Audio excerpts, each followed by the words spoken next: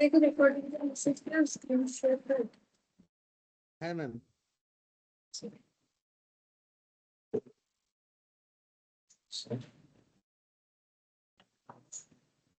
Last class में हम लोग ये क्या बोलते हैं, कैश बुक पढ़ रहे थे। तो यहाँ पर लास्ट वाला क्वेश्चन कौन सा किया था हम लोगों ने, इलास्ट्रेशन 5 तक किया।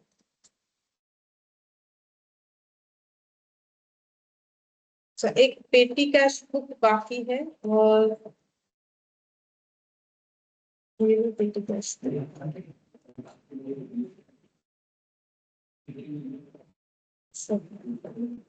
एक सेकंड।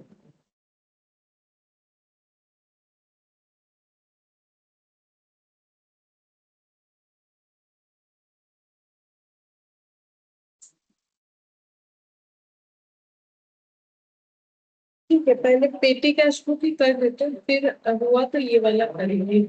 कंप्लीट क्वेश्चन दिया है।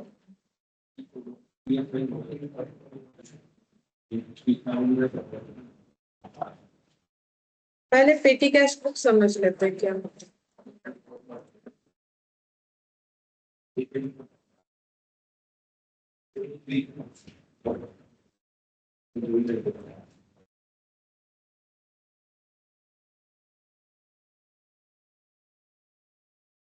पेटी कैश बुक जो है, पेटी का मतलब यहाँ पर क्या होता है, स्मॉल। ठीक है, स्मॉल। स्मॉल होता है। ये एक्चुअली एक फ्रेंच वर्ड है। ये एक फ्रेंच वर्ड है, ठीक है, जिसका नाम है PETIT, पेटिट। ठीक है, इसका मतलब स्मॉल है, वहीं से ये वाला लिया गया है, पेटी कैश। ठीक है, तो ये नाम सुन के तो लग रहा है कि ये अनदर टाइप ऑफ क्या है, कैश बुक ही है।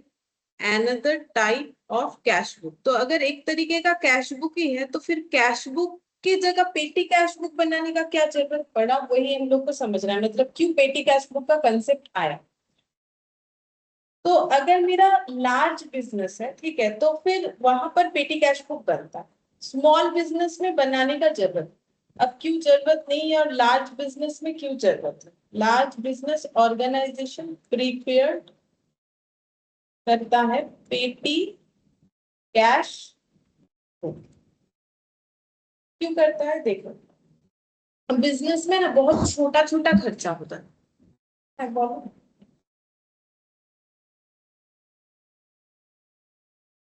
कोई बोलो। বলছি মানে ডেইলি এক্সপেন্সেস গুলো রেকর্ড করার জন্য। हाँ, डेली एक्सपेंस तो देखो डेली सेल परचेज भी होता है, तो फिर पेटी कैश बुक में कौन सा वाला रिकॉर्ड होता মানে ছোট মোটো ট্রানজাকশন যেগুলো হয়। है। ट्रांजैक्शन का अमाउंट से भी बड़ा बात है, हाँ ट्रांजैक्शन का अमाउंट तो है, छोटा छोटा खर्चा, बहुत ही छोटा छोटा खर्चा, जैसे कि बोलो। हाँ, मिसलेनियस, जैसे हम लोगों ने किसी भी वर्कर को रखा है, ठीक है, उसको, हाँ उसको भी सैलरी पे, हाँ वो भी देख सकते हैं, या फिर मान लो उसको हम लोग गर्मी लग रहा है तो चला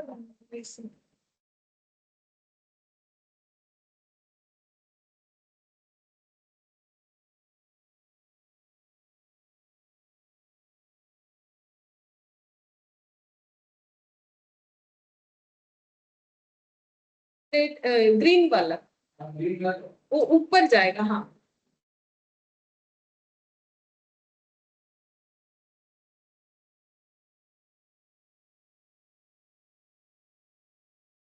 ऑन नहीं वाला कलर, हाँ अब हुआ।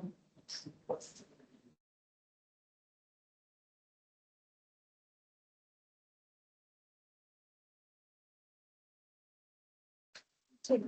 तो देखो, मतलब छोटा मोटा खर्चा, जैसे कि कुछ एंटरटेनमेंट के लिए जो खर्चा होता है, या फिर मान लो कि हमारा ऐसा कोई शॉप है कि जब भी कोई कस्टमर आता है तो हम लोग उनको चाय ऑफर करते हैं, ठीक है, इस तरीके का चीज, जो छोटा छोटा खर्चा, कोई कमीशन देना पड़ रहा है, किसी को रख दिया कि जब मैं ये स्टॉक डिलीवर करके आओ, इस तरीके का छोटा मोटा खर्चा जो कैश बुक में चाहे तो रिकॉर्ड कर सकते हैं, लेकिन रिकॉर्ड करने से मेन आइटम और ये सब छोटा मोटा आइटम सब मिलजुल के इतना ज्यादा हो जाएगा कि हम लोग को समझ में नहीं आएगा कि कैसे करके आइडेंटिफाई करें, इसीलिए इस तरीके का खर्चा हम लोग पेटी कैश बुक में दिखाएंगे, ठीक है। तो कैश बुक को मेंटेन जो करता है वो कौन होता है? कैशियर ही होता है, ठीक है, उसको बोलते हैं मेन कैशियर, ठीक है, मेन कैशियर होता है और सीनियर, ठीक है, ये कैश बुक मेंटेन करते हैं। और जो जूनियर कैशियर होता है उसे बोलते हैं पेटी कैशियर, और junior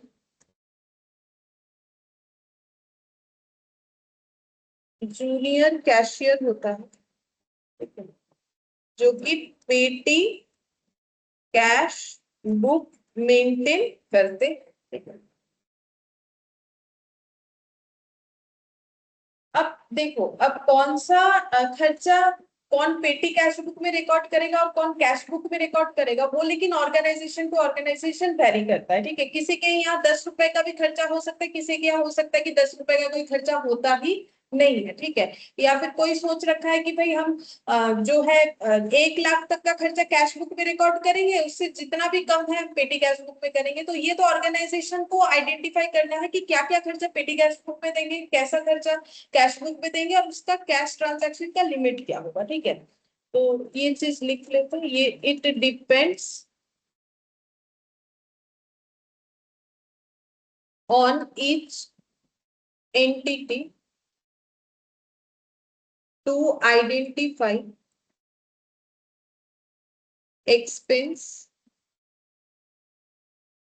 expenses had also quantified limit for value of transaction। Limit value अपने से सोच लेना है, और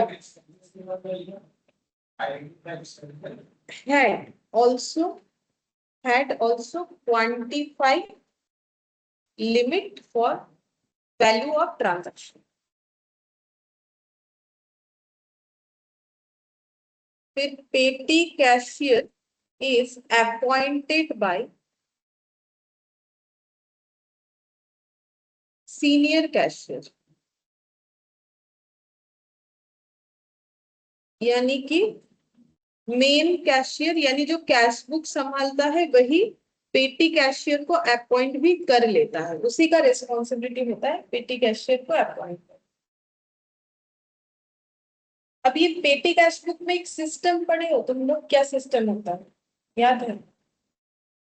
इम्प्रेस्ड सिस्टम ऑफ पेटी कैश बुक होता है। पेटी कैश बुक में ये वाला बात यूज किया जाता है। अब ये इम्प्रेस्ड सिस्टम क्या होता है, देखो ये IMPREST, ठीक है, ये सिस्टम फॉलो होता है पेटी कैश। अब ये सिस्टम होता क्या, तो देख लो, एक मेन कैशियर है, मान लो ये है मिस्टर ए, ठीक है, इनका काम है कैश बुक संभालना, ठीक है। अब इन्होंने ही अपॉइंट कर दिया है एक पेटी कैशियर, ठीक है, पेटी कैश बुक संभालता है। अब पेटी कैश बुक कॉलमनर फॉर्म में भी बनता है, ठीक है, मेनली कॉलमनर फॉर्म में बनता है, सीखेंगे अभी, ठीक है। तो इन्होंने मान लो मिस्टर बी को रिकॉर्ड कर दिया। अब इनका काम क्या है, सबसे पहले ये जो छोटा मोटा खर्चा है उस खर्चे को मेंटेन करने के लिए ये मिस्टर ए ना मिस्टर बी को एक फिक्स्ड अमाउंट दे देंगे, वो पहले से ही डिसाइड होगा, ठीक है। अब कितने दिन के लिए दे सकते हैं, 1 वीक के लिए भी दे सकते हैं, ठीक है, या फिर 1 मंथ के लिए भी दे सकते हैं, 15 दिन के लिए भी दे सकते हैं, वो डिपेंड कर रहा है कि क्या मतलब ऑर्गेनाइजेशन किस तरीके से चलता है, ठीक है। तो ये क्या करेंगे ना, 1 हफ्ते के लिए एक फिक्स्ड अमाउंट, मान लो 10,000 रुपए इनको दे दिया, ठीक है, यही बात हुआ था कि हम 10,000 रुपए दे देंगे। अब इनको सारा छोटा मोटा खर्चा क्या करना है, 10,000 रुपए के अंदर ही कंप्लीट करना पड़ेगा, क्योंकि समझ एक महीने में 10,000 से ज्यादा छोटा बड़ा खर्चा हो नहीं सकता है, होने को पैसा बच सकता है लेकिन पैसा ज्यादा लग नहीं सकता है, उसका एस्टिमेट करके ये दे देंगे। अब मिस्टर बी को उसी के अंदर सारा खर्चा करना है और उनको रिपोर्ट करना, ठीक है, कि क्या क्या खर्चा हुआ, अगर पैसा बच गया तो वो भी बताना है, पूरा खत्म हो गया तो भी बताना है। अब मान लो इनका यहाँ से एक्सपेंस दिखाया इन्होंने 8,000, तो इनके पास बैलेंस कितना है, 2,000। अब ये 1 हफ्ता हो गया, फिर नेक्स्ट जब पैसा दिया जाएगा तो कितना दिया जाएगा, फिर नहीं 8,000, ठीक है। फिर जब रिम्बर्स किया जाएगा ना, फिर जब पे करेंगे, ठीक है, तो 8,000 देंगे। सब समय ये वाला बैलेंस को मेंटेन करते जाना है, इस प्रोसेस को ही बोलते हैं इंटरेस्ट सिस्टम, ठीक है। मतलब ऐसा नहीं कि फिर से 10,000 दे देंगे, 2,000 पड़ा है तो 8,000 देंगे, अगर 3,000 पड़ा हुआ रहता तो 7,000 देंगे, ठीक है। तो इस प्रोसेस को हम लोग बोलते हैं इंटरेस्ट सिस्टम, ठीक है। तो यही वाला है interest, it is called interest system of petty cash book. It helps, इसमें क्या होता है, कंट्रोलिंग अच्छा रहता है, ठीक है। खर्चे का कंट्रोलिंग मतलब जब जितना मांगा उतना दे दिया तो कुछ कंट्रोल ही नहीं रहेगा। अब फिक्स पता है ना 10,000, उससे ज्यादा हो नहीं सकता। अगर हो रहा है तो बताओ फिर क्यों हो रहा है, होना नहीं चाहिए, ठीक है। Helps to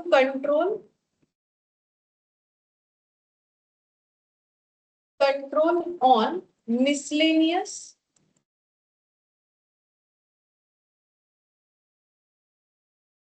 expense.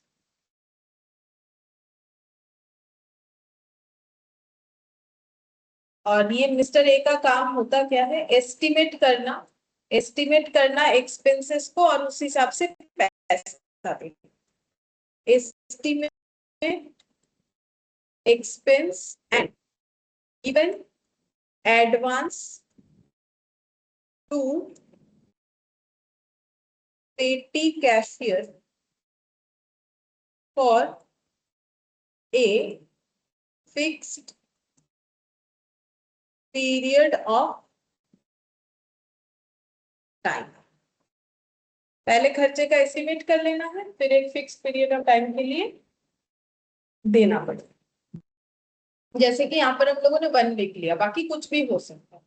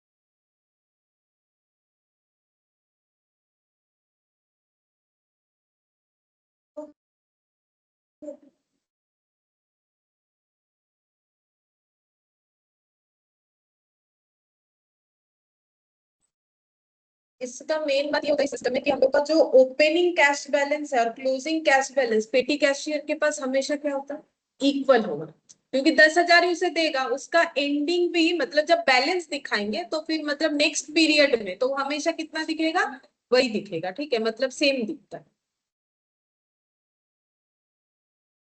अब ऐसा हो ऐसा जरूरी नहीं है, इम्प्रेस सिस्टम अगर नहीं फॉलो होगा तब जब जैसा खर्चा होगा वैसा रिम्बर्स करना पड़ेगा, ठीक है, उस तरीके से भी। अच्छा अब ये वाला, ये तो हम लोगों ने कर लिया था, पेटी कैश बुक शायद यहाँ मीटिंग में था, ये रहा। प्रिपेयर ए पेटी कैश बुक ऑन, ये देखो, on the interest system of the following. तो अब ये जो बोल दिया ना इंटरेस्ट सिस्टम, तो तुम लोग को लगेगा कि क्या है, तो वही जो अभी हम लोगों ने देखा कि कितना मतलब जो रिम्बर्स करेगा वही बैलेंस रह जाता है, ठीक है। अच्छा यहाँ पर बस और कुछ नहीं बोला, ये सब डिटेल्स दिया है। तो पेटी कैश बुक का एक बार फॉर्मेट बता देते हैं। देखो फॉर्मेट पता है कैसे होता है, चलो दिखा देते हैं। कॉलमनर फॉर्मेट भी होता है, ये देखो ऐसे कर सकते हैं, पेटी कैश बुक, ठीक है।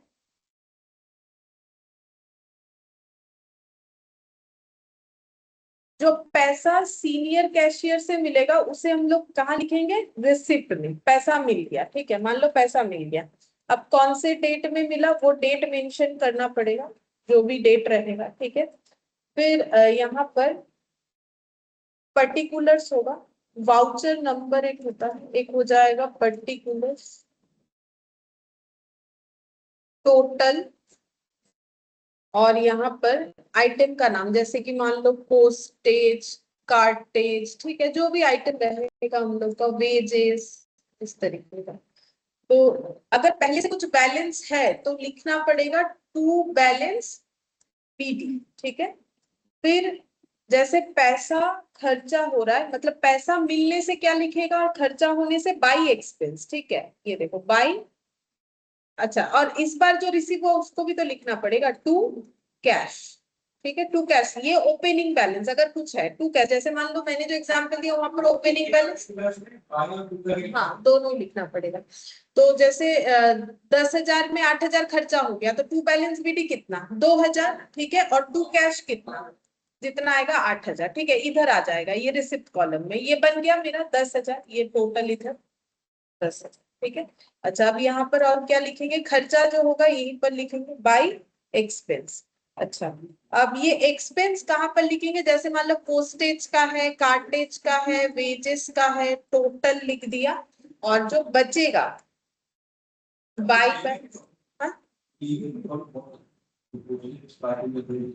हाँ मतलब ये मैंने तीनों में दे दिया, जैसे हमें बोल देगा कौन से डेट का कौन सा खर्चा है, तो उस हिसाब से हम लोग अगर पोस्टेज का खर्चा जिस डेट में बाई एक्सपेंस बोल के वहां फिर से बाई एक्सपेंस बोल के, अभी इसमें ये तीनों में ही देखा दिया, एक ही डेट पे दो खर्चा अगर है तो दो लिखेंगे, जैसे बोल दिया कि आज जो डेट है कि एक्सपेंस फॉर कार्टेज इतना, पोस्टेज इतना, तो एक ही डेट पे दो कॉलम में चला जाएगा, नहीं तो अलग अलग जाएगा, डेट वाइज जाएगा, ठीक है। फिर खर्चा देने के बाद जो पैसा बचेगा तो कैसे चेक करेंगे, यहाँ जितना था और जितना खर्चा हुआ तो जो बैलेंस बचेगा वो लिखेंगे, और ये एक्सपेंसेस का हम लोग कर देंगे टोटल, ठीक है, ये सारे एक्सपेंसेस का क्या करना पड़ेगा, टोटल। ये होता है कॉलमनर फॉर्म में, ठीक है, इस तरीके से।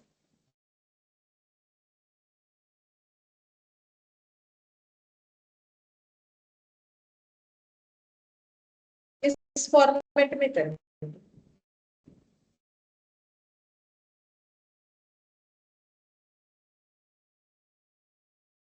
अच्छा, अब देखो यहाँ पर जो हम लोग बनाएंगे, मेन ये होता है कि हम लोग क्या क्या एक्सपेंसेस का हेड चूज करें, ठीक है।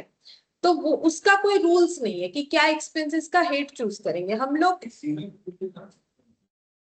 नहीं ऐसे तो पेंशन का लेकिन पर्टिकुलर्स में ये पेजेस है, हाँ और टोटल नाम पेजेस का कॉलम नाम, ऐसा भी होता है, लेकिन यहाँ पर कॉलमनर फॉर्म ही मेनली फॉलो करने बोला है, नहीं तो वैसे भी होता है जैसा बोल रहे हो, वैसे लेजर बना के भी होता है, लेजर से भी हो जाता है, जैसे टू कैश लिख दिया फिर बाई दिस जैसे कैश बुक होता है वैसा भी होता है, लेकिन कॉलमनर फॉर्म है हम लोग का, इसलिए सीखना पड़ेगा, ठीक है। कॉलमनर फॉर्म मतलब हर एक चीज डिटेल्स में मिले, छोटा छोटा खर्चा है ना, अगर सभी को एक साथ लिख देंगे, लिख सकते हैं, वो फिर कॉलमनर नहीं हुआ, वो तो मतलब टी शेप में लेजर फॉर्मेट हो गया कि खर्चा बाई वेजेस बाई ये ऐसे करके लिख सकते हैं, लेकिन कॉलमनर फॉर्म में जब लिखेंगे तो हमें कॉलम में जितना एक्सपेंसेस हो सकता है लिखेंगे, लेकिन इतना भी नहीं लिखना है कि छोटा छोटा छोटा छोटा इतना हो जाए कि हम लोग पेज जो है मेंटेन नहीं कर पाए, जो मतलब एक ही जैसा खर्चा है उसको हम लोग मतलब कोशिश करेंगे कि कंबाइन करके लिख दे, जैसे मान लो पोस्टेज एंड टेलीग्राम इस तरीके का अगर कुछ हुआ, ठीक है,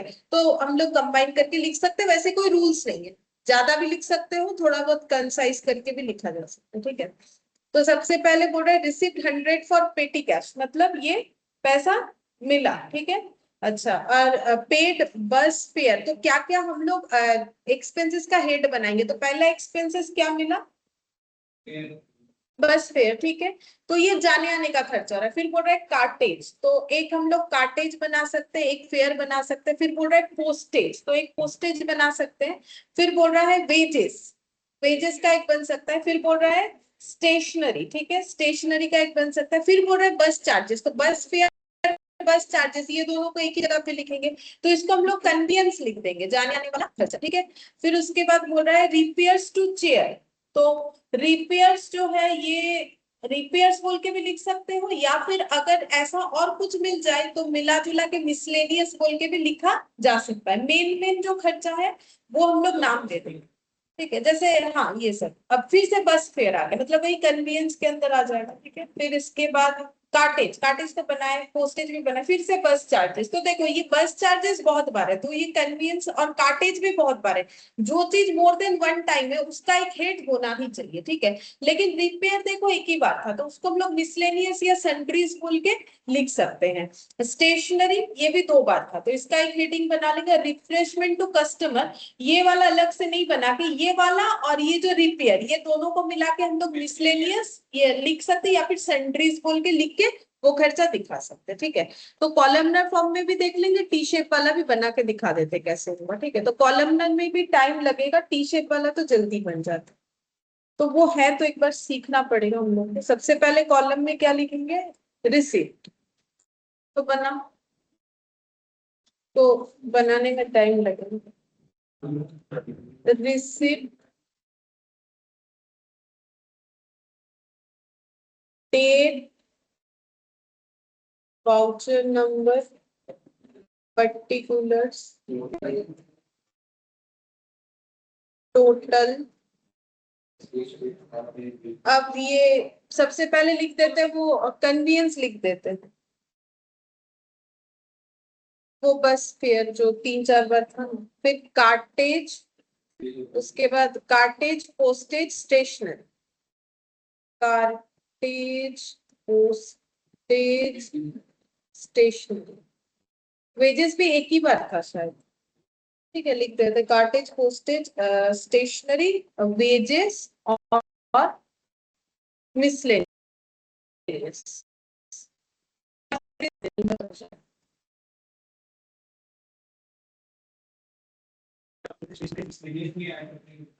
हाँ रख सकते हैं, तो प्रॉब्लम नहीं, लेकिन स्टेशनरी देखो मोर देन वन टाइम था, तो इसका हेड बन सकता है, ये देखो एक बार इधर था, ठीक है, एक बार ऊपर था, तो जो आइटम एक एक बार है ना उसको हम लोग सन्ड्रीज में देना ज्यादा प्रेफर करेंगे। अगर मोर देन वन, लेकिन उतना भी देख लो कि इतना ज्यादा भी ना हो जाए कि पेज में आए ही ना, वैसा नहीं करना।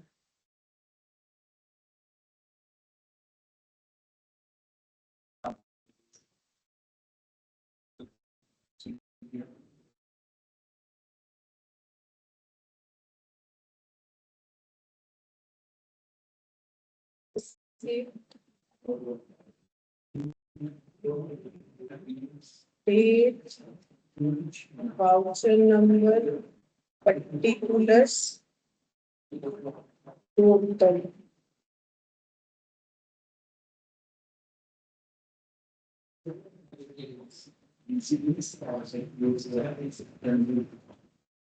मिसलेनियस भी लिख सकते हो, या पूरा स्पेलिंग नहीं आएगा सन्ड्रीज, एक ही बार। मिसलेनियस मतलब इधर उधर का मिला जुला के, सन्ड्रीज का मतलब भी वही। अच्छा, अब 100 रुपए रिसिप्ट हुआ है, तो 100 रुपए किधर लिखेंगे, रिसिप्ट साइड में लिख देंगे, ठीक है, 100। और इसको पर्टिकुलर में फिर क्या लिखेंगे, टू कैश, पैसा आया तो कैश, टू कैश, ठीक है। अच्छा, अब डेट भी लिख लेते, कब है 2022 जैन 1, तो डेट कॉलम में लिखना है 2022 जैन 1, टू कैश, ये इतना पैसा, टू कैश बोल के जो रिसिप्ट साइड में इधर लिखना पड़ेगा, ठीक है, कॉलम फॉर्म में ऐसे। इसके बाद पेड बस फेयर 2 ऑफ जैन, तो जैन 2, ठीक है, बस फेयर, तो बाई कन्वीनियंस, क्योंकि हम लोग जो वर्ड यूज कर रहे हैं यहाँ पर कन्वीनियंस लिख दिया है, ठीक है। अच्छा, कितना 0.50, 50 पैसा, तो ये यहाँ पर लिखेंगे 50 पैसा, यहाँ लिख देंगे। टोटल कॉलम में कितना लिखेंगे, क्योंकि इस डेट पे बस एक ही खर्चा है, नहीं फिर 2 तारीख को काटेज है, लेकिन काटेज तो अलग लिखना पड़ेगा, ठीक है। तो ये ऐसे यहाँ डैश डैश काटेज बनना है। हाँ, हाँ अलग से दिखा रही क्योंकि बाई बोल के लिखा है ना, तो फिर एक साथ तो लिख नहीं पाएंगे। कार्टेज में लिखना पड़ेगा, कितना है 2.5। तो कार्टेज वाले कॉलम में लिखेंगे पहले 2.5, फिर टोटल वाले कॉलम में लिखेंगे 2.50। तो फिर 3 तारीख को पोस्टेज 5 रुपया, 3 तारीख को बाई पोस्टेज 5 रुपया, पोस्टेज के कॉलम में चला जाएगा 5 रुपीज, 5.00 लिख दिया, ये हो गया 5.00 पोस्टेज। पोस्टेज के बाद वेजेस फॉर कैजुअल लेबर 3 तारीख को 6 रुपया, 3 तारीख को हाँ बाई वेजेस, वेजेस लिखेंगे, बाई वेजेस बोल के हम लोग का 6 रुपया आएगा, वेजेस वाले कॉलम 6 रुपया, यहाँ टोटल में भी आ जाएगा 6 रुपया। अच्छा, वेजेस के बाद स्टेशनरी 4 तारीख 4 रुपया, बाई स्टेशनरी 4 तारीख का 4 रुपया, 4 रुपया 4 रुपया। स्टेशनरी के बाद बस चार्जेस मतलब convenience,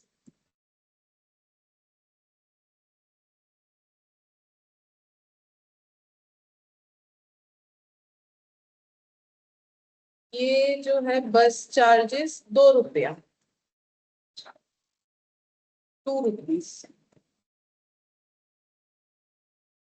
2.00। Paid for repairs to chair 5 तारीख,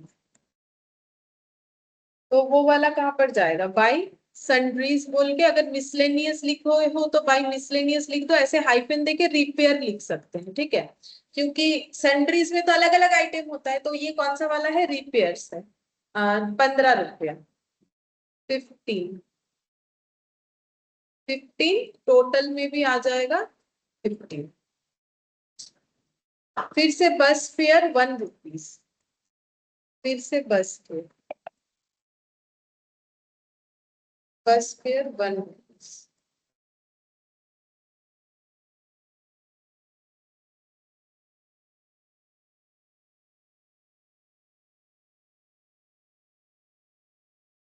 बस फेयर 1 रुपीज।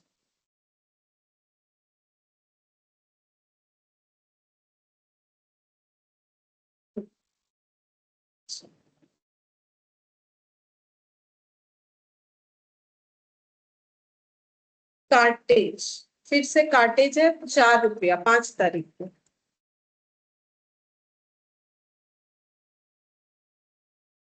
कार्टेज 4 रुपया, कार्टेज वाले कॉलम में लिखेंगे 4 रुपया, कार्टेज वाले कॉलम में 4 रुपया। अच्छा, फिर पोस्टेज 6 तारीख को, सारा ही 6 तारीख का है, postage 7 rupees, by postage 7 rupees, postage यानी यहाँ पर आ जाएगा, टोटल में भी 7 रुपीज। अच्छा, पोस्टेज के बाद बस चार्जेस 3 रुपया, मतलब वही कन्वीनियंस,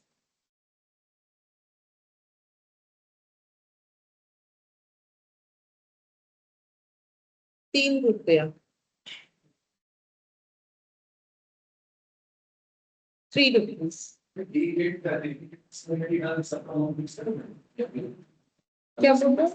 हाँ, मतलब एक ग्रेड में तो 60 पे हिस्सा पेमेंट में बाइक का भी सारे तीनों मतलब कन्वीनियंस सारा ऐसे बोल रहे हो? नहीं, सबको अच्छा तरीके है ना। हाँ, दूसरी सब क्वेश्चन में आएगा कन्वीनियंस सब बिल्कुल सब सब टोटल हो गया, ठीक है। तो फिर लिखोगे, लिखने का प्रॉब्लम हो जाएगा ना, मतलब कॉमा दे दे के तो बाई नहीं लिख सकते ना, मतलब वो फिर ये रूल्स के खिलाफ हो जाए, कॉमा दे के तो बाई बाई नहीं लिखा जाता है ना, बाई कार्टेज बाई पोस्टेज, ये प्रॉब्लम। फिर कार्टेज, कार्टेज 3 रुपया,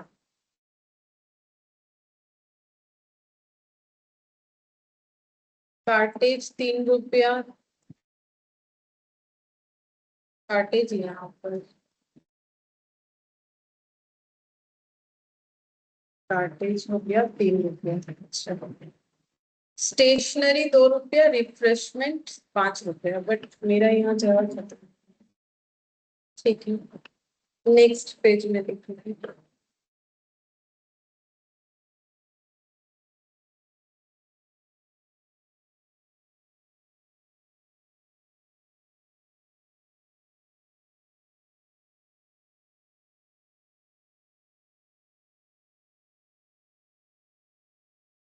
कार्टेज,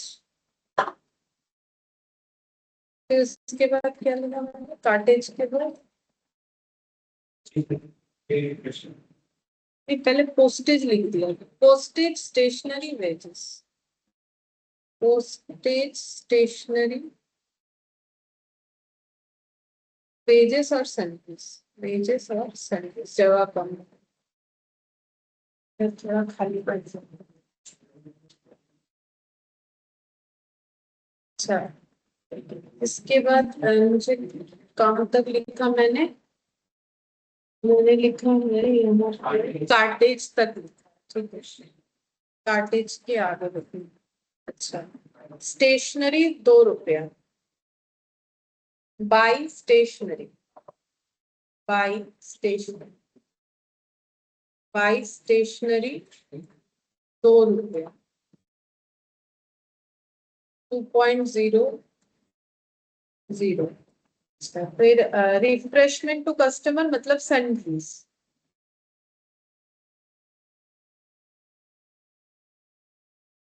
₹6।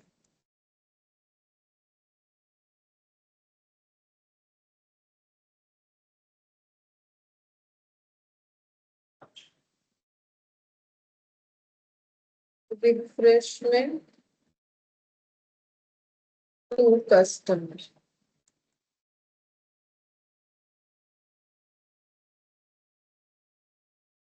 ₹5, ₹5। यहाँ टोटल में भी ₹5। अब क्या करना है, एक तो सभी खर्चे को टोटल कर लेना है इंडिविजुअली, ठीक है, जैसे सब कॉलम का टोटल करना पड़ेगा।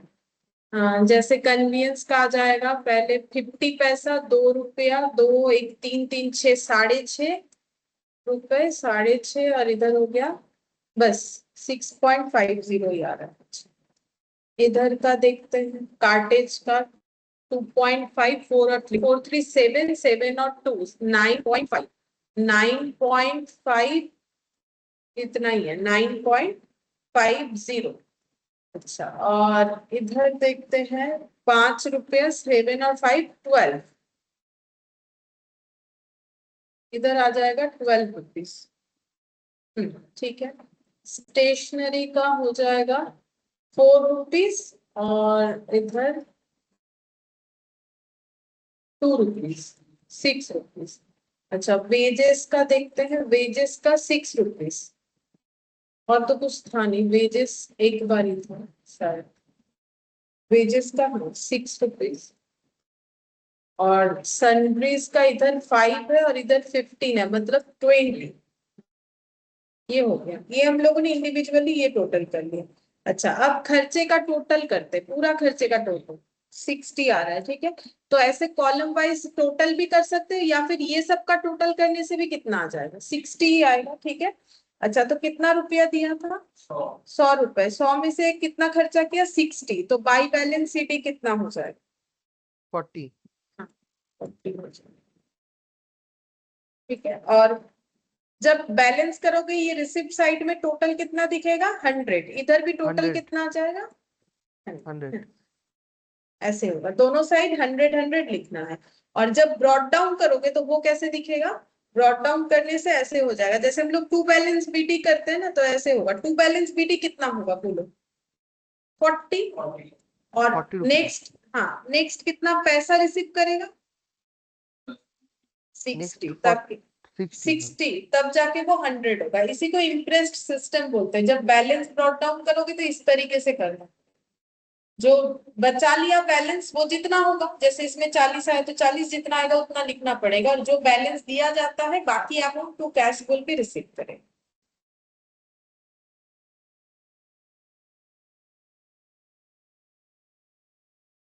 अच्छा, अगर इसका लेजर पोस्टिंग बोले तो कैसे करेंगे? तो एक पेटी कैश अकाउंट बनाना, पेटी कैश अकाउंट। ठीक है, अगर लेजर पोस्टिंग करनी बोले तो हम लोग बनाएंगे पेटी कैश अकाउंट। पेटी कैश अकाउंट, ठीक है। और पोस्टिंग कैसे करेंगे? तो खर्चा जो है एक्सपेंसेस टू पेटी कैश, तो सभी एक्सपेंसेस का नाम हम लोगों ने जो लिखा है, एक लिखा है बाय कन्वीनियंस, उसका टोटल कितना है यहां से देखने से पता चल जाएगा 6.5, ये वाला लिख देंगे ना टोटल देख के। उसके बाद कार्टेज था, पोस्टेज था, वेजेस था, cartage, postage, wages, stationery, sundries, stationeries और सन्ड्रीज। कार्टेज का था 9.5, postage 12, cartage 9.5, postage 12, wages 6, stationery ये भी 6 रुपीज, सन्ड्रीज 20।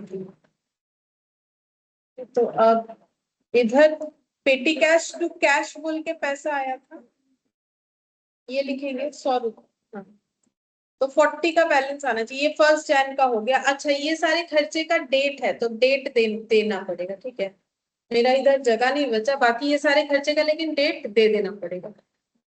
अच्छा, अब ये बैलेंस जो है एंड वाले डेट में होगा, तो 31 जन 22 था शायद, हाँ 22 ही होगा। बाय बैलेंस CD 40 रुपीज, तो यहाँ पर हो गया 100।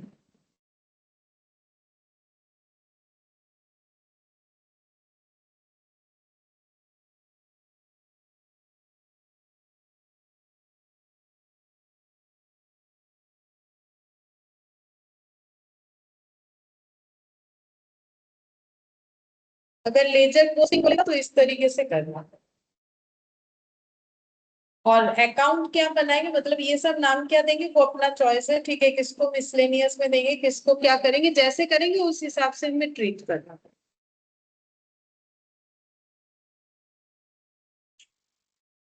और एक है पेटी कैश बुक, वो कर लेते हैं। फिर एक कैश बुक का एक कंप्लीट क्वेश्चन दिया, वो करेंगे। ये इलास्ट्रेशन 5 लास्ट क्लास में कर लिया था।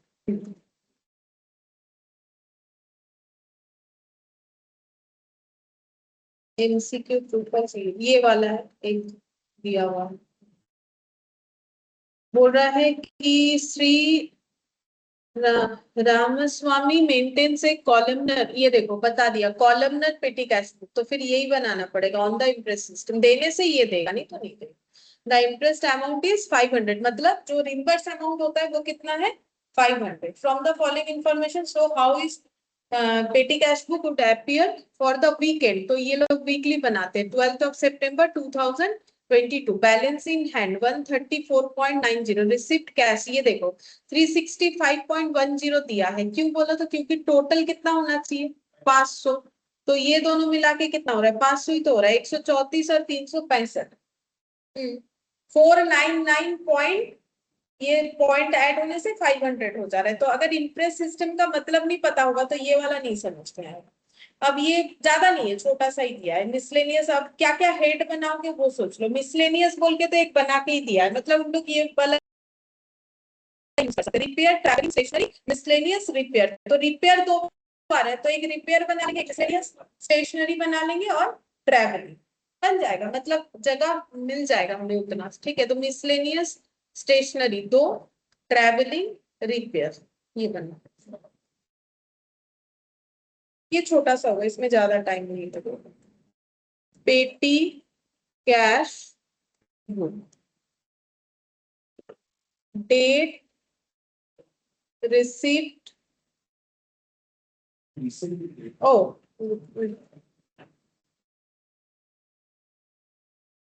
रिसिप्ट, फिर डेट,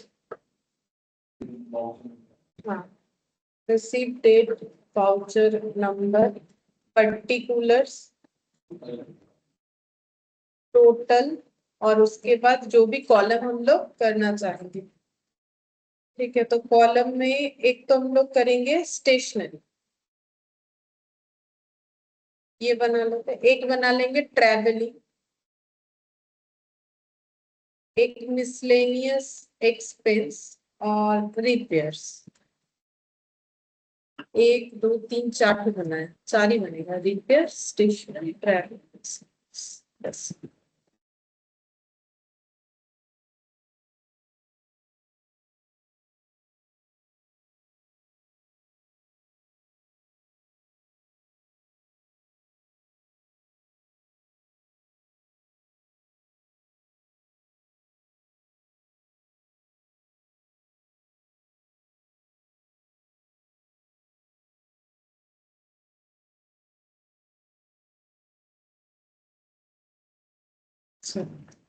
बैलेंस है 134.90, तो उसको तो लिखना पड़ेगा टू बैलेंस बीडी 3134.90, और डेट को 1 तारीख का ही होगा।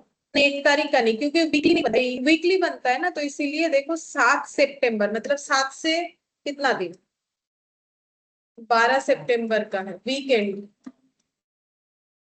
तो 7 सितंबर का बैलेंस।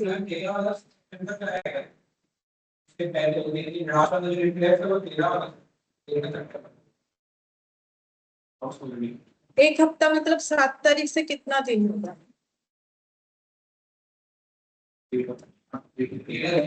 हो रहा है। लेकिन यहाँ पर फिर वीकेंड 12 कर दिया, तो वीकेंड अगर 12 होगा तो वीकेंड फिर 7 तारीख की जगह कब शुरू होना चाहिए, 6 तारीख। 6 7 8 9 10 11 12, 6 तारीख से शुरू होना चाहिए, बट यहाँ पर ओपनिंग बैलेंस 7 तारीख का दिया है। मतलब 6 तारीख से शुरू हो रहा है उसको, मतलब टू बैलेंस भी ब्रॉट डाउन 7 तारीख ले रहा है, रिसिप्ट 7 तारीख।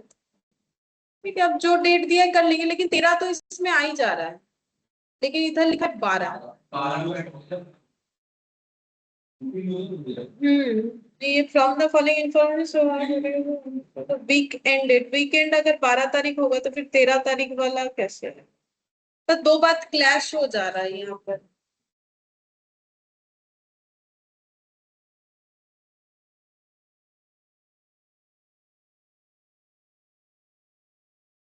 ये डेट का कुछ मतलब थोड़ा सा इधर उधर कर रखा है, मतलब ये फॉलो करेंगे तो फिर ये 13 नहीं आना चाहिए।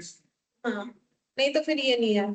ठीक है, मुझे लगता है ये डेट का गड़बड़ कर दिया है। ठीक है, लोग सारा ही लिख लेते, डेट का ही कुछ प्रॉब्लम किया है यहाँ पर। 12 तारीख अगर वीकेंड होता है तो फिर 7 दिन में तो वीकेंड होता है, तो फिर वो तो 6 तारीख से शुरू होगा, 6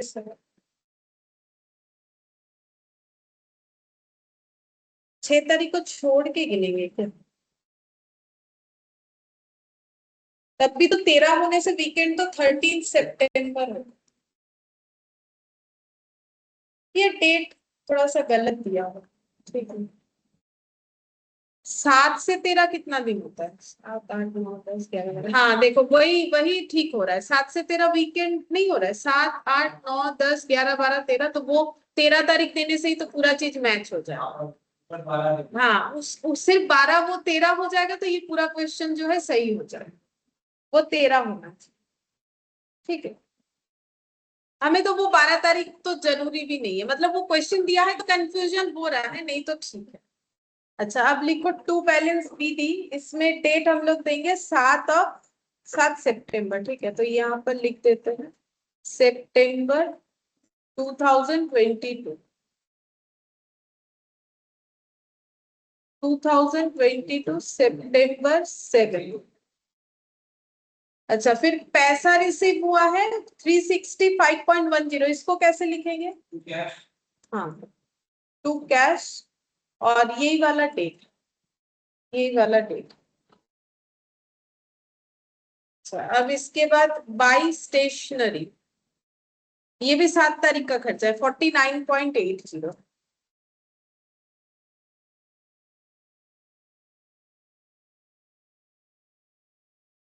स्टेशनरी का खर्चा ये डेट तो कुछ नहीं दिया है, तो फिर ये 7 तारीख ही तो मानना पड़ेगा।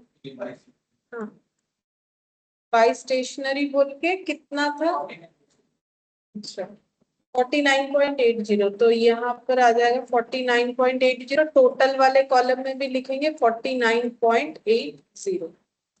अच्छा, फिर मिसलेनियस एक्सपेंस 8/9/2022, मतलब 8 तारीख, by miscellaneous expense. Miscellaneous expense 20.90, 20.90। Miscellaneous के बाद है रिपेयर 156.70।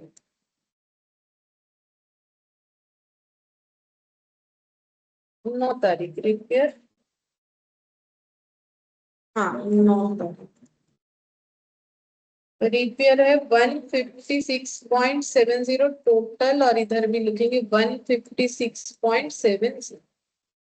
रिपेयर के बाद है ट्रेवलिंग 10 तारीख को 68.50, ट्रेवलिंग 10 तारीख को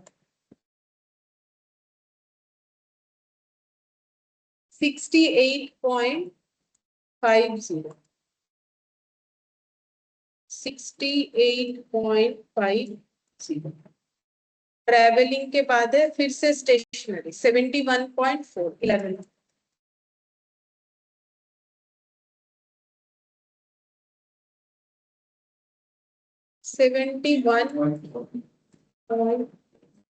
इसमें स्टेशनरी में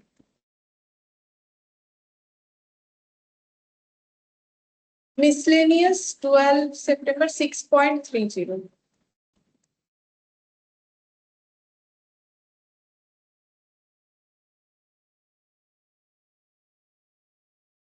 6.30। ये वाला 12 तारीख को। और रिपेयर्स 13 तारीख 48.33, बाय रिपेयर्स 48.30, 48.30।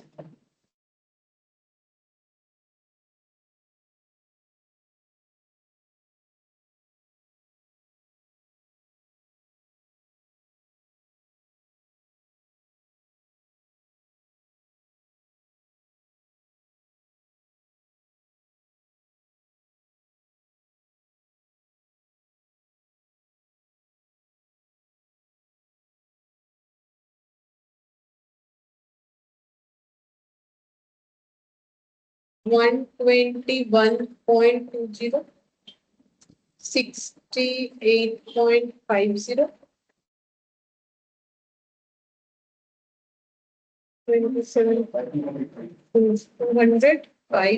205.0, 421.1 या 9 आना चाहिए, देखो 421.90 आ रहा है शायद। 90।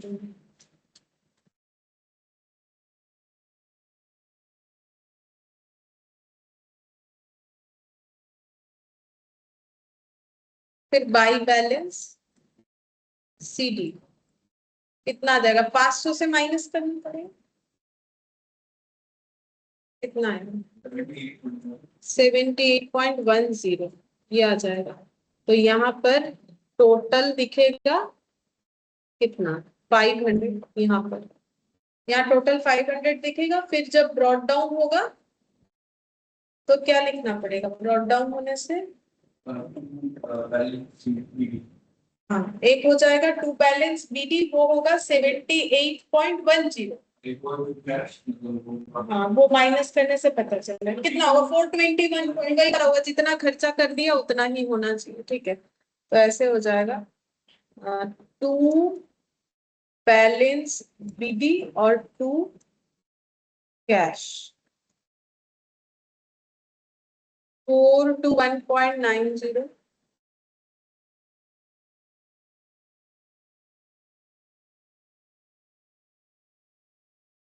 टू 1.90 और 78.1 ये हो जाएगा टू बैलेंस बीडी। और डेट होगा ये वाला सितंबर है, सितंबर का 13 तारीख खत्म हो रहा है, मतलब 14th ऑफ सितंबर।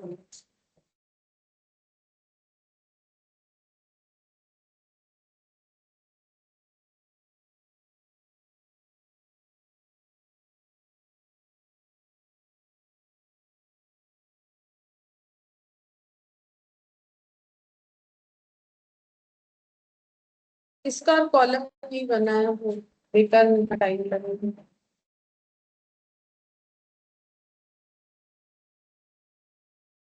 अच्छा, अब ये एक मैंने 3 कॉलम कैश बुक लिया है जो कि काफी बड़ा है क्वेश्चन, इसमें बहुत सारा पॉइंट है, तो ये एक बार कर लेते हैं, उसके बाद जो है हम लोग एमसीक्यू कर लेंगे इसका ट्रू फॉल्स, उसमें ज्यादा टाइम लगेगा नहीं, और एक सब्सिडियरी बुक्स बाकी था वो कर लें। ये वाला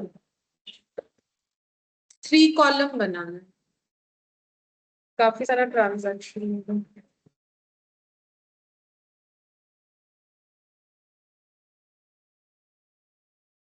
कैश बुक,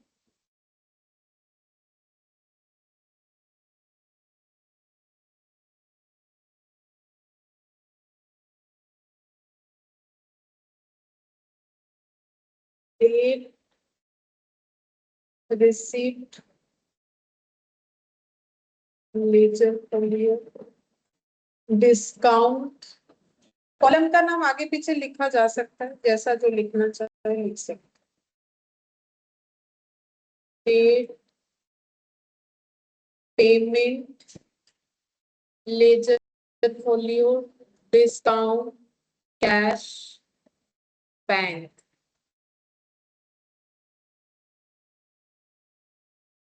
पहले ये बना लो फिर एंट्री पूछेंगे।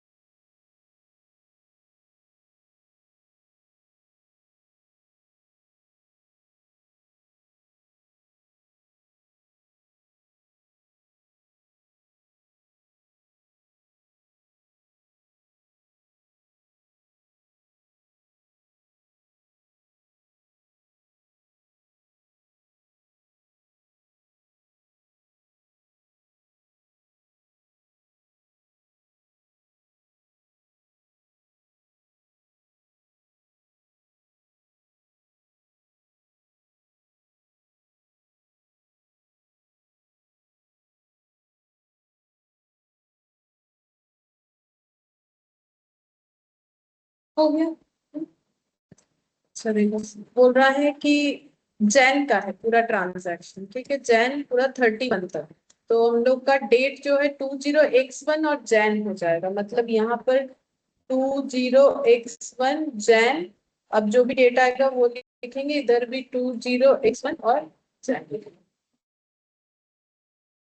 बोल रहा है कि cash in hand 50,000, bank overdraft 20,000, तो कैश इन हैंड जैन 1 को, तो ये क्या लिखेंगे, पॉजिटिव बैलेंस है। To balance BD, to balance BD cash column में लिखना पड़ेगा 50,000। और ओवरड्राफ्ट किधर जाता है, बाई साइड में, लाइबिलिटी है ना ओवरड्राफ्ट, और ओवरड्राफ्ट हमेशा बैंक में ही होगा, कहीं और नहीं हो सकता। 20,000, ठीक है। पहले ये ओपनिंग दोनों साइड 1 तारीख का हो गया, एक टू बैलेंस बीडी एक बाई बैलेंस बीडी। अच्छा, फिर बोल रहे हैं पेड इनटू बैंक, बैंक में पैसा पे कर रहे हैं तो कैश चला जाएगा, बैंक टू कैश 2 तारीख का, तो 2 तारीख का बैंक टू कैश, तो टू कैश होगा और बाई बैंक होगा, और ये कॉन्ट्रा एंट्री होगा क्योंकि एक ही जगह पे दोनों पुट हो रहा है, तो कॉन्ट्रा एंट्री ये लेजर फोलियो कॉलम में सी बोल के लिखना पड़ता है, कैश बोल के चला जाएगा बैंक वाले कॉलम में, ठीक है 10,000, और यहाँ पर आ जाएगा बैंक बोल के कैश कॉलम में 10,000।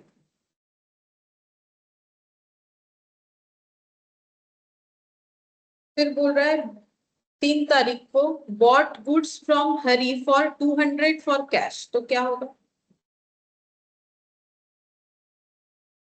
कैश में गुड्स खरीदा, परचेज टू कैश तो बाई परचेज, 3 तारीख को बाई परचेज, कैश में खरीदा है तो कौन से कॉलम में जाएगा, कैश कॉलम में 200 rupees.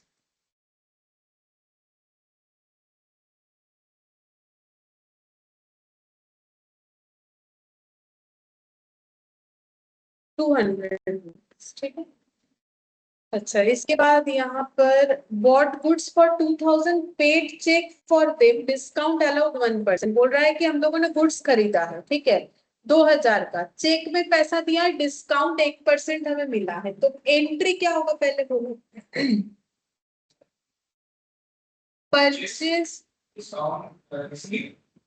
Purchase debit to discount receipt to bank, cheque में हुआ, ठीक है, तो बैंक कॉलम बाई, तो फिर पोस्टिंग क्या हो जाएगा, बाई परचेज, और डिस्काउंट तो डिस्काउंट कॉलम में चला जाएगा, तो बाई परचेज बोल के कितना लिखेंगे, कितना लिखना पड़ेगा, 1,009, 2,000 का 1%, हाँ, तो 4 तारीख को लिखेंगे बाई परचेज, तो डिस्काउंट कितना हो जाएगा 20, और ये हो गया 1,980, ठीक है, 2,000 का 1% 20 रुपया, तो 2,000 से 20 माइनस होने से 98। अच्छा, फिर परचेज ये हो गया, फिर बोल रहा है sold goods to Mohan for cash ₹1175, cash to sales, तो to sales 1175, cash column to sales 1175, cash column, फिर received a check from Shyam to whom goods were sold for 800, discount allowed 12.5%, तो चेक रिसीव किया, तो bank account debit, discount allowed debit to Shyam, to Shyam हो जाएगा ना, Shyam debtor है cancel हो जाएगा, तो फिर मेरा 2 एंट्री हो रहा है, एक हो रहा है बैंक टू श्याम और एक हो रहा है डिस्काउंट अलाउड टू श्याम, मेरे पास दोनों लेजर, बैंक भी है डिस्काउंट अलाउड भी है, तो मुझे टू श्याम बोल के डिस्काउंट कॉलम में डिस्काउंट और रिसिप्ट बैंक वाले कॉलम में अमाउंट लिखना पड़ेगा, तो टू श्याम बोल के एंट्री होगा, इसका मतलब टू श्याम, ठीक है, टू श्याम बोल के कितना आएगा अमाउंट हम लोग का 800 में 12.5% कितना आएगा 100 रुपये, अच्छा, और तो 800 से 100 माइनस होने से कितना हो जाएगा 700 रुपये, चेक रिसीव हुआ है तो बैंक कॉलम में चला जाएगा। अच्छा हाँ, अब एक बात है कि हाँ डिपॉजिट नहीं हुआ, इसका हम लोगों ने लास्ट क्लास किया था कि चेक अगर डिपॉजिट सेम डेट पे नहीं हो रहा है तो first treated it as cash receive, ठीक है, तो फिर ये कैश कॉलम नहीं जाएगा, तो बैंक का एंट्री होगा नहीं, तो एंट्री में बैंक की जगह क्या हो जाएगा कैश, ठीक है, अब जब डिपॉजिट होगा तब cash to bank to cash, ठीक है, ये 700 रुपए हो गया। अच्छा, अब इसके बाद Shyam check deposited into bank, 7 तारीख को चेक डिपॉजिट हो रहा है, तो 7 तारीख, हाँ तब फिर एंट्री हो जाएगा हम लोग का कैश टू बैंक, मतलब contra entry, cash to bank नहीं, bank to cash, bank to cash by bank contra entry, by bank बोल के कैश कॉलम में 700 रुपए, टू कैश बोल के बैंक कॉलम में 700 रुपए। ठीक है। अच्छा, फिर purchased an old typewriter for 200, spend ₹50 on its repair. तो टाइपराइटर खरीदा है तो क्या एंट्री होगा? To cash. हाँ, और अमाउंट कितना होगा? 250।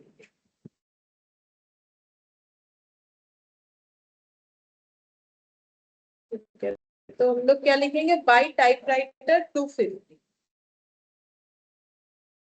बाई टाइपराइटर कैश कॉलम में लिखना पड़ेगा 250। कोई भी एसेट यूज होने के पहले उस पे जो भी खर्चा होता है वो एसेट के कॉस्ट में ऐड हो जाता है, capitalised. Bank notified that Shyam's check has been written dishonor and debited the account in respect of charge of ₹10। तो श्याम का जो चेक डिपॉजिट हुआ था वो डिसऑनर हो गया और ऊपर से 10 रुपए का चार्ज लग गया है, तो क्या एंट्री होगा? श्याम टू बैंक हो जाएगा। डेटर को फिर से डेटर बनाएंगे, ठीक है। और चेक ए हो गया तो टू बैंक हो जाएगा। चेक पहले डेबिट हुआ था, अभी क्रेडिट हो जाएगा, मतलब बैंक डेबिट हुआ था। तो कौन सा डेट है ये? 9 तारीख का, ठीक है। तो बाई क्या हो जाएगा? Shyam. By Shyam, Shyam to bank. तो फिर कितना लिखेंगे इधर? बैंक कॉलम में 700 रुपए। चेक 700 रुपए का था और चार्जेस लगा है 10 रुपए। तो डिस्काउंट अलाउड भी क्या हो जाएगा? वापस हो जाता है। देखो, हम लोगों ने श्याम हमारा डेटर था, उसको डिस्काउंट दिए थे। अब अगर कोई चेक ही डिसऑनर करेगा तो क्या उसे हम लोग डिस्काउंट अलाउ करेंगे? नहीं, क्योंकि उसके वजह से तो टाइम पे पैसा ही नहीं मिला, तो डिस्काउंट भी वापस हो जाएगा। हाँ, तो डिस्काउंट कॉलम में फिर से ये डिस्काउंट को लिख देना है, ठीक है। और बैंक चार्जेस का अलग से एंट्री करेंगे, वो तो बैंक काट रहा है ना पैसा। बैंक चार्जेस क्या बोल के लिखोगे? बोलो, रिवर्स होगा। बैंक चार्जेस बोल के लिखना पड़ेगा। बैंक जो 10 रुपए चार्ज काट रहा है ना, तो वो by bank charge.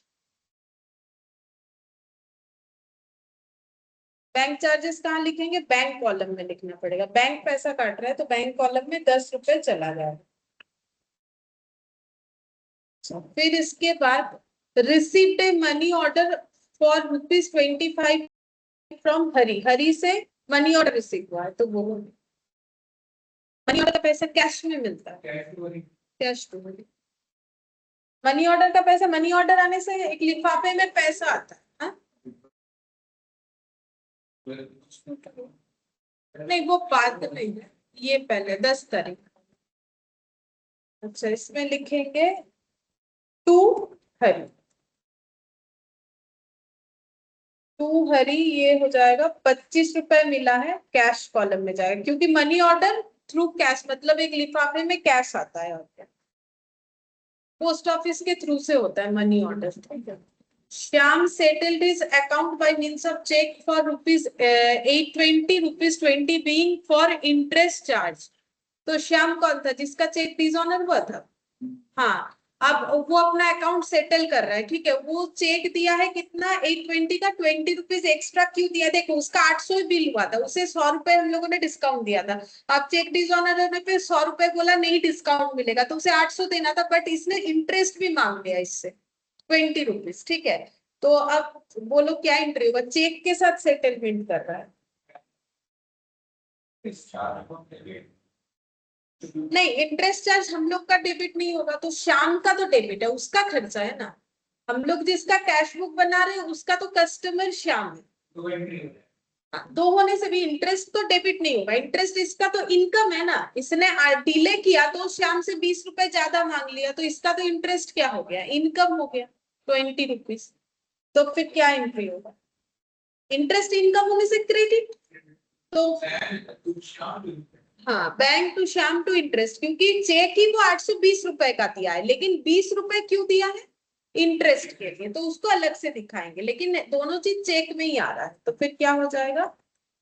Bank to Shyam to interest. तो टू श्याम होगा और टू इंटरेस्ट होगा सेम डेट को, ठीक है, तो श्याम बोल के 800 रुपए का चेक दिखाएंगे बैंक कॉलम में, ठीक है, और इंटरेस्ट बोल के 20 रुपए दिखाएंगे फिर से बैंक कॉलम। फिर बोल रहा है विथड्रॉन फ्रॉम बैंक, तो पैसा लेना है कैश टू बैंक हो जाएगा, कॉन्ट्रा एंट्री 12 तारीख का cash to bank, cash to bank by cash. Amount है हम लोग का 10,000 टू बैंक बोल के कैश कॉलम में, और बाय कैश बोल के बैंक कॉलम। अच्छा, फिर बोल रहा है discounted a bills of exchange for 1,000 at 1% through bank. मतलब बिल्स जब हम लोग पढ़ेंगे तब देखेंगे कि बिल्स ऑफ एक्सचेंज में क्या होता है कि जो ड्रॉयर है जिसने बिल ड्रॉ किया है वो अगर चाहे तो बैंक पे ले जाके वो बिल को जमा करके उसके अगेंस्ट में पैसा ले सकता है टाइम से पहले। जैसे बिल नॉर्मली 3 मंथ्स का होता है, तो अगर 3 मंथ्स का बिल ड्रॉ हुआ है और उसको पैसे का जरूरत था ड्रॉयर को, ड्रॉयर कौन होता है नॉर्मली जो प्रोडक्ट बेचता है। जैसे मान लो मैंने ये बेच दिया रिमोट, ठीक है, अब मैंने बोला कि पैसा देने के लिए, तो उसने बोला कि हम 90 डेज बाद देंगे। मैक्सिमम 90 डेज के केस में बिल्स हो सकता है, मिनिमम कुछ भी हो सकता है। तो मैंने बिल ड्रॉ कर दिया, अब बिल में लिखा हुआ रहेगा कि ये इस प्रोडक्ट के बदले इतने तारीख को इतना पैसा ये इंसान मुझे दे देगा। अब अगर मुझे इन द मीन टाइम पैसे का जरूरत हुआ, ठीक है, अब हम पैसा तो मांग नहीं सकते क्योंकि उसने तो बोला 3 महीने बाद देंगे और मैंने एग्री कर दिया, तो हम ये डॉक्यूमेंट ले जाके बैंक के पास जाके बोल सकते ये रख लो और मुझे पैसा दे दो। ठीक है, अब कितना पैसा मांग रहा है 1,000 रुपए, लेकिन बैंक ऐसा ही क्यों करेगा, बैंक कमीशन खाएगा बीच में कितना 1%। बैंक बोल रहा है ठीक है हम ये रख रहे हैं पैसा अभी तुमको दे देंगे इंस्टेंट, लेकिन 1,000 रुपए नहीं देंगे, तो मेरा क्या काम, मेरा तो बेकार हो जाएगा, हम क्यों दिमाग लगाए। तो उसको कितना कमीशन काट रहा है 1%, ठीक है, तो 1% मतलब 10 रुपया, मतलब 9,990 जो है उसे दे देगा, ठीक है पैसा। अब बैंक का बेनिफिट क्या हुआ 10 रुपए का बेनिफिट हुआ। जब ड्रॉई मतलब जिसपे मैंने ये बिल ड्रॉ किया था वो जब मुझे 3 महीने बाद पैसा देने आएगा, मैं हम बोलेंगे जाओ बैंक को दे दो, क्योंकि बिल्स ऑफ एक्सचेंज कहाँ है बैंक के पास पड़ा हुआ। तो बैंक का इसमें कमाई हो गया 10 रुपए का, ठीक है। अब इसका हमें एंट्री करना, तो देखो इसका एंट्री क्या होगा, जब हम लोग बिल्स ऑफ एक्सचेंज को लेके जाके बैंक को दे दे रहे हैं तो मेरे पास से बिल्स ऑफ एक्सचेंज चला जा रहा है। बिल्स ऑफ एक्सचेंज यानी बिल्स रिसीवेबल, वो मेरा एसेट है, चला जाएगा तो क्या होगा डेबिट हो सॉरी क्रेडिट होगा टू बी आर, ठीक है। और मेरे को पैसा मिलेगा बैंक देगा, बैंक अकाउंट डेबिट कितना देगा 990, और डिस्काउंट मेरा लॉस है क्योंकि ये मुझे पैसे का जल्दी था तो मेरा 10 रुपए का लॉस हो गया, उसको हम लोग क्या बोलेंगे डिस्काउंट डेबिट। तो bank debit 990, discount debit 10 to bills receivable. अब इसको अगर हम लोग दो स्प्लिट करें तो बैंक टू बी आर और डिस्काउंट टू बी आर, तो क्या लिखना पड़ेगा बैंक टू बी आर, हाँ to B R, to bills receivable लिखेंगे। 13 तारीख था ना 18 तारीख था, 18 तारीख, to bills receivable. Discount column में 10 रुपए लिख दो और इधर हम लोग लिखेंगे 990।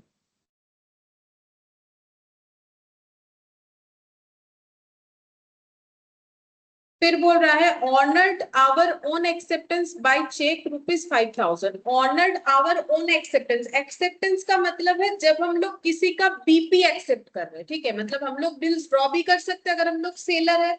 अगर हम लोग किसी के लिए परचेजर है तो हम लोग अगर पैसा नहीं दे पा रहे तो हम लोगों ने बिल एक्सेप्ट किया कि हाँ मेरे ऊपर बिल ड्रॉ करो, हम रेडी है इतने दिन बाद ये पैसा देने के लिए। तो एक्सेप्टेंस का, एक्सेप्टेंस जो वर्ड है वो बीपी को रिलेट करता है कि हम लोग बिल पेबल एक्सेप्ट कर रहे हैं। अब मैंने जो बिल्स पेबल एक्सेप्ट किया तो वो हम ऑनर्ड कर रहे हैं। ऑनर्ड का मतलब है कि मैंने तो एक प्रॉमिस किया था ना कि हम ये पैसा इतने दिन बाद दे देंगे, जो कि हम दे रहे हैं।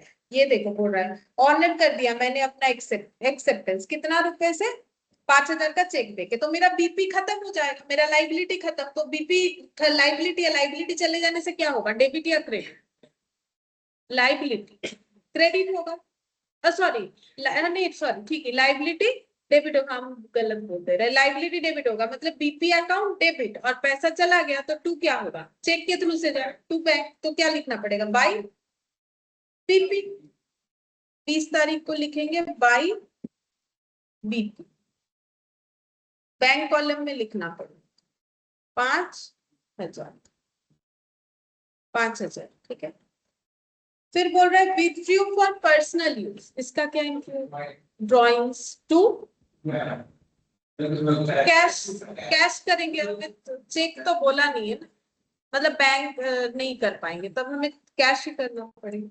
बाय ड्रॉइंग्स 22 तारीख, ठीक है, बाय ड्रॉइंग्स कैश कॉलम में लिख दो 1000 रुपये।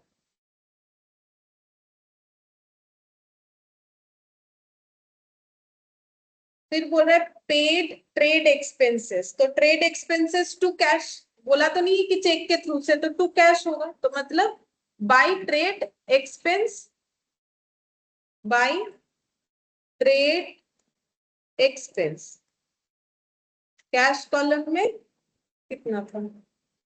2000, 2000 trade expenses 2000 cash column. Withdrew from bank for private expenses, तो इसका एंट्री क्या हो? ड्रॉइंग्स टू बैंक, तो बाय ड्रॉइंग्स 25 तारीख, बाय ड्रॉइंग्स बैंक कॉलम में चला जाएगा 1500।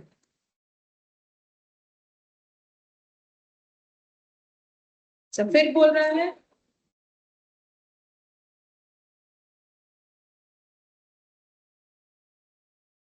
परचेज, लाइन लगा दी क्लोज। ओह अच्छा, मुझे भी पीछे करना पड़ेगा। Purchase machine from Rajiv for 5000 and paid him by means of bank draft purchased for ₹5005, तो बैंक ड्राफ्ट किया है तो बैंक वाला ड्राफ्ट करने का पैसा लेता है, तो 5 रुपया लिया है, ठीक है, तो परचेज मशीन फ्रॉम राजीव और उसको पे कर दिया है बैंक ड्राफ्ट के थ्रू से, तो क्या एंट्री होगा? मशीन टू बैंक, तो बाई मशीन बोल के 5005 होगा, ठीक है, क्योंकि वो तो मशीन के कॉस्ट में ही ऐड होगा ना, जब तक बाई बैंक चार्जेस भी लिखना पड़ेगा। अच्छा बाई मशीन 5000 लिख दो और अलग से लिखेंगे बैंक चार्जेस, ठीक है, इन पर ये वाला एटलीस्ट लिख देते हैं, बाई बैंक चार्ज 5 रुपीज। फिर बोल रहा है issued cheque to Ram Saran for cash purchase of furniture 1575, तो बोल रहा है कि फर्नीचर को इंस्टेंट ही परचेज किया है लेकिन जो पेमेंट किया है वो चेक के थ्रू से किया है, तो बोलो क्या एंट्री होगा?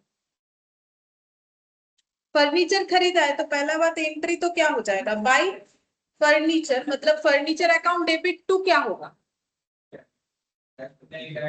बैंक होगा ना, क्योंकि चेक के थ्रू से ले। कैश परचेज का मतलब है कि उधार में नहीं लिया, वैसे भी उधार होगा तो आएगा नहीं, हाँ, लेकिन पैसा नहीं देके चेक पकड़ाया है, ठीक है, तो फिर बाई फर्नीचर बोल के बैंक कॉलम में 1575। इसका डेट है 27 तारीख। बाई फर्नीचर डिस्काउंट कॉलम था मेरा पहले, फिर कैश कॉलम था, फिर बैंक कॉलम था 157। अच्छा received a check for commission 500 from R and company and deposit into bank, same day पे डिपॉजिट भी कर दिया, तो क्या होगा? बैंक टू क्या हो जाएगा? सेम डे पे डिपॉजिट कर दिया,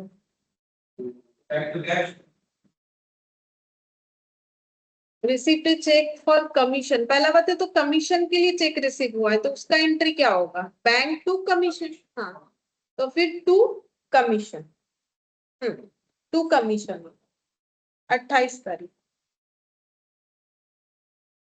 टू कमीशन बोल के बैंक कॉलम में जाना चाहिए, तो मेरा पहले डिस्काउंट फिर कैश फिर बैंक 500।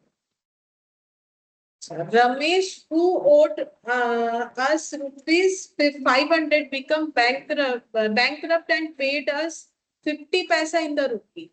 अच्छा, तो बोल रहे रमेश जो है उसको, रमेश को उधार दिया था इन्होंने 500 रुपए, जो कि बैंकक्रप्ट हो गया। अब उसका ऐसा हालत है कि 1 रुपए की जगह 50 पैसा दे सकता है, मतलब आधा। तो 500 रुपए की जगह कितना देगा, 250। तो फिर हम लोग जब पैसा रिसीव करेंगे तो एंट्री क्या होगा, cash account debit 250, bank date 250 to Ramesh 500। ठीक है, तो फिर क्या लिखेंगे, टू रमेश 250, टू रमेश बोल के जो पैसा रिसीव हुआ ना हमारा, तो वही वाला एंट्री होगा। और ये तो बैड डेप्ट है, डिस्काउंट तो है नहीं कि डिस्काउंट कॉलम में लिख देंगे। सिर्फ 250 का एंट्री होगा, जो पैसा रिसीव हुआ कैश टू रमेश। और एक हो रहा है bad dept to Ramesh, but bad डेप्ट का एंट्री तो यहाँ पर नहीं होगा क्योंकि हम लोग के पास बैड डेप्ट का कोई लेजर नहीं। पहले वाला एंट्री का ऑप्शन का उसमें डिपॉजिट वाला एंट्री वो तो सेम डे पे डिपॉजिट हुआ है ना, नहीं तब उसमें डिपॉजिट का और अलग से एंट्री नहीं है। वही वाला डिपॉजिट सेम डे डिपॉजिट है, तभी डायरेक्ट बैंक में जाके चार्ज हो रहा है। मतलब जैसे डेटर्स को बेच दिया तो सबसे पहले एंट्री ऐसे होता है, देखो सबसे पहले एंट्री ऐसे होता है, डेटर टू सेल्स। ठीक है, फिर अगर चेक रिसीव किया तो बैंक टू डेटर हम लोग तब लिखेंगे जब सेम डे पे डिपॉजिट कर रहे हैं। तो डेटर डेटर कैंसिल होके बैंक टू सेल, मतलब चेक के थ्रू से सेल माना जाएगा। ठीक है, अच्छा अब देखो बोल रहा है रमेश, ये वाला हो गया, received payment of loan 5000 and deposited ₹3000 out of it into bank. अच्छा, तो किसी को लोन दिया था, उसने लोन के लिए पे किया है 5000 रुपए, जिसमें से 3000 बैंक में डिपॉजिट कर रहे हैं। तो बोलो पहले लोन का अमाउंट रिसीव करेंगे, बोलो क्या एंट्री होगा, और बाकी बैंक में डिपॉजिट करेंगे। Receive payment of A loan of ₹5000, तो कैश अकाउंट, नहीं लोन क्रेडिट तो नहीं होगा ना, हम लोगों ने तो लोन दिया था। तो लोन दिया है ना, यही तो बोल रहा है, receive payment of A loan. अच्छा ठीक है, तो लोन क्रेडिट कर सकते हैं, लोन मेरा अर्निंग हो गया लोन के थ्रू से, जैसे रेंट का अर्निंग तो टू रेंट वैसे कर सकते हैं। हाँ नहीं तो लिखे क्या, तो क्या लिखेंगे पहले, ये कैश टू लोन, पहले कैश टू लोन 5000 वो लिख लेते हैं, फिर ये डिपॉजिट वाला लिख देंगे। पहले cash to loan, to loan, cash column में 3000 लिख देंगे, नहीं 3000 नहीं, कितना है ये 5000। अब इसमें से 3000 डिपॉजिट, उसका कॉन्ट्रा एंट्री हो जाएगा bank to cash, to cash by bank, ये सेम डेट में ही हो रहा है, to cash by bank, contra entry to cash बोल के बैंक कॉलम में 3000 और बाय बैंक बोल के कैश कॉलम में 3000। अच्छा, फिर बोल रहा है paid rent to landlord Mohan by a cheque of 220, तो रेंट पे किया है हम लोगों ने। हाँ, रेंट टू बैंक, तो बाई रेंट बोल के 220, डेट है 31, बैंक में चला जाएगा 220। अच्छा, फिर इंटरेस्ट अलाउड बाय बैंक, तो बैंक ने इंटरेस्ट दिया है, तो अलाउड किया है मतलब दिया है, तो फिर क्या हो जाएगा, रिसीव हो रहा है, तो बैंक टू इंटरेस्ट, क्योंकि बैंक ने दिया है तो बैंक अकाउंट के थ्रू से होगा, बैंक टू इंटरेस्ट, तो यहाँ पर आ जाएगा टू इंटरेस्ट बोल के बैंक कॉलम में चला जाएगा 30 रुपीज। और लास्ट वाला हाफ ईयरली बैंक चार्जेस, तो by bank charges 50 rupees bank column, by bank charges 50 rupees bank column हो गया। अब टोटल कर देखो कितना है।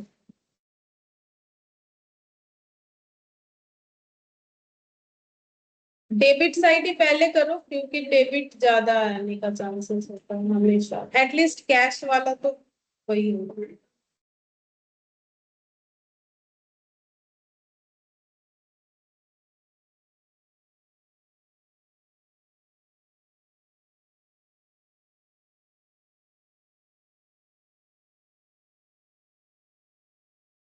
110 6, 7, 160 आया 67150 होना चाहिए देखो। ये कैश वाला तो 150 होना चाहिए देखो।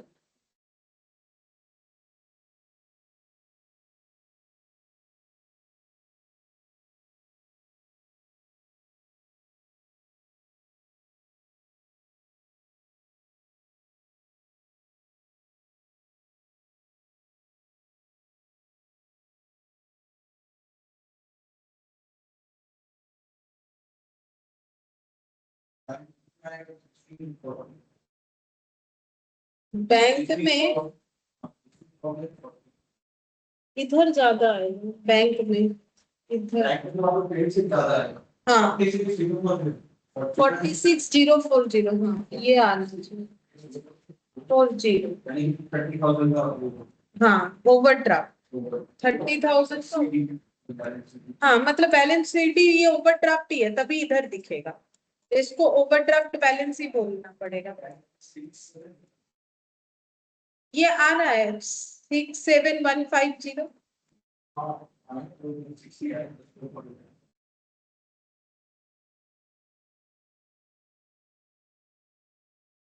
120 67 150 आना चाहिए एक बार देख और बैलेंस 60 आ रहा है। नहीं, मेरा यहाँ आंसर ये दिया मैंने चेक नहीं किया देखना। हाँ आ रहा है बन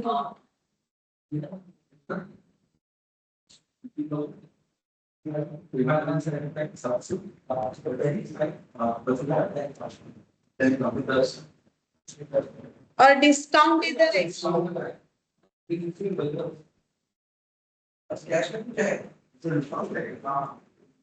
और ये 50,000 बैलेंस आएगा इधर। हाँ ये ओवरड्राफ्ट और ये पॉजिटिव वाला ये ओवरड्राफ्ट है ना, जब इसको ब्रॉट डाउन करोगे ये तो इधर आएगा तो ये ओवरड्राफ्ट ही हुआ। हाँ बैंक का ही ओवरड्राफ्ट होगा, कैश का तो हो नहीं सकता है। टू बैलेंस बीडी 50,000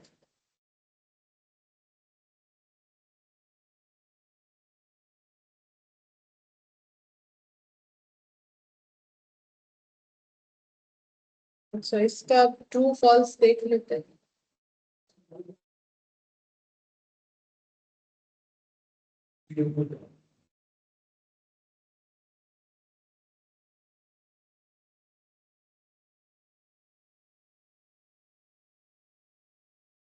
देखो इसमें बोल रहा है cash book is subsidiary book as well as principal book, true या फॉल्स? ये तो स्टार्टिंग में कल पढ़ा था ना, बोलो। Cash book is subsidiary book as well as principal book, true. Cash को तो इसीलिए कैश बुक को तो journal as well as ledger बोला जाता है, इसका मतलब जर्नल और इसका मतलब लेजर, ये कल स्टार्टिंग में किया ना। 2 column cash book consist of 2 column cash और बैंक।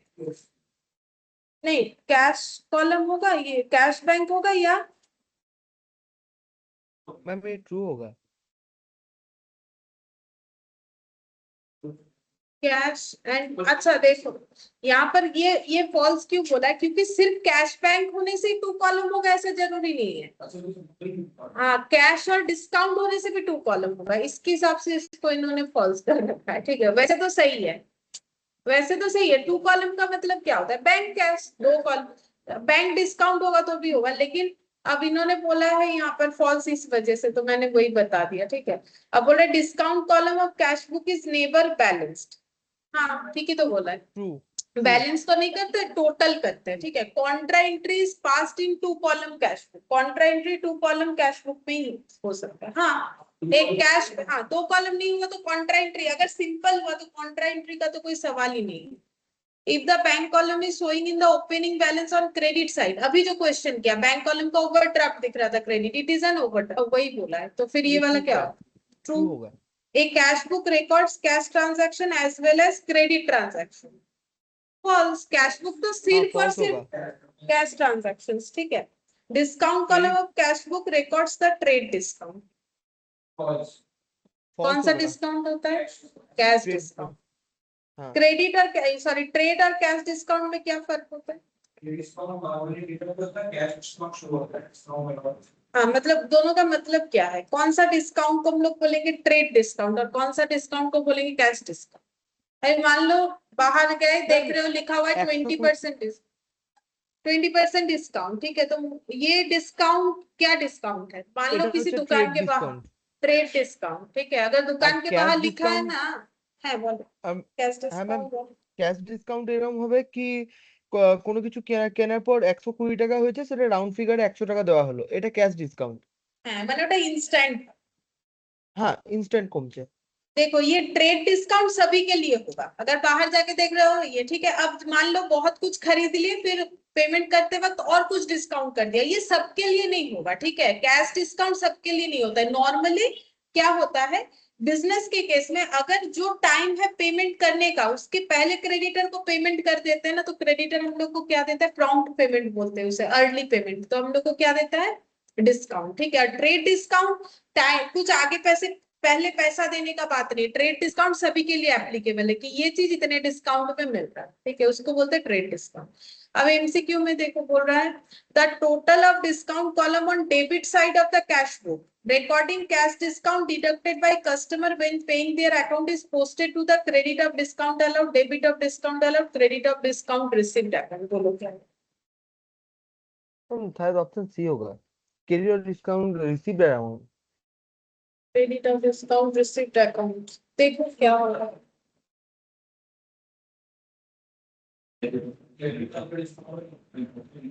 डी होना चाहिए, ठीक है। Total of discount column on the debit side of the cash book, तो कैश बुक का डेबिट साइड कौन सा? रिसीप्ट साइड, तो इधर हम लोग कौन सा वाला डिस्काउंट लिखते हैं? डिस्काउंट अलाउड लिखते हैं। ये देखो अभी इतना सारा क्वेश्चन किया, यहाँ पर जब हम लोग डिस्काउंट लिख रहे थे, श्याम श्याम हम लोग का क्या था? डेटर था, ठीक है, तो debit of the discount allowed, ये देखो जब cash discount deducted by customer तब हम लोग इसे किधर पोस्ट करते हैं? Debit side of discount allowed, और जब क्रेडिटर से होता है तो क्रेडिट साइड जाके पोस्ट होता है। Cash book is a type of dash but treated as a dash of account. Option A হবে ম্যাম ऑप्शन ए, हाँ ये सब्सिडियरी बुक है बट ये ट्रीट होता है प्रिंसिपल, मतलब है तो जर्नल लेकिन ये लेजर के तरह भी ट्रीट होता है। Which of the following is not a column of 3 column? हाँ ये वाली, ये सब तो Option कॉलम C. होता है। Contra entries are passed only when double column cash book is prepared, 3 column simple cash book is prepared। Option A और B दोनों ही हो सकता है, लेकिन परफेक्ट कौन सा आंसर होगा? देखो डबल कॉलम में जैसे कैश और डिस्काउंट हुआ तब तो वो एप्लीकेबल नहीं होगा, तो एकदम सही कौन सा होगा? हाँ इसमें होगा ही होगा, लेकिन इसमें डाउट है, हो भी सकता है नहीं भी हो सकता है। The cash book records all cash receipt, all cash payment, all cash receipt and पे, दोनों ही होता है, ठीक है, तो सी कॉलम तो लिखते ही है वैसे हम लोग, रिसिप्ट एंड पेमेंट। फिर बोल रहा है द बैलेंस इन पेटी कैश बुक इज, पेटी कैश बुक किया ना आज, तो जो बैलेंस बच रहा है उसको क्या बोलते हैं? एक्सपेंस, एक्सपेंस प्रॉफिट হবে तो ম্যাम नहीं, प्रॉफिट तो एसेट, पैसा बचा, जैसे मैंने एग्जांपल दिया 10,000 रुपए में 8,000 खर्चा किया, 2,000 बच गया, तो वो ऑर्गेनाइजेशन के लिए क्या हुआ? पैसा बचा लिया मतलब क्या? पूरा खर्चा नहीं हुआ तो Asset, बच गया, asset. तो फिर एसेट, कैश रहना तो Asset. एसेट होता है। अच्छा फिर बोल रहा है if Ram has sold goods for cash the entry will be recorded in the cash book cash book, cash to sales होगा ना, तो फिर कैश बुक में ही जाएगा, सेल्स बुक में तो वो जाएगा नहीं क्योंकि उसमें तो क्रेडिट सेल जाता है, ठीक है।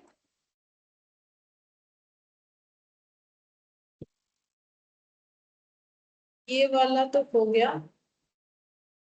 यहाँ एक क्वेश्चन ऐड किया है मैंने, ये है तुम लोग का बट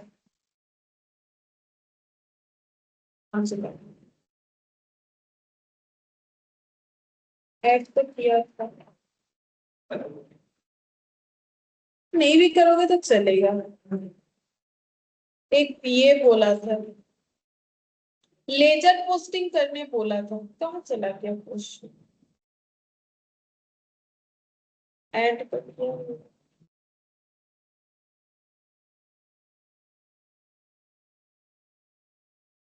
हम दिखा देते हैं क्वेश्चन जो है।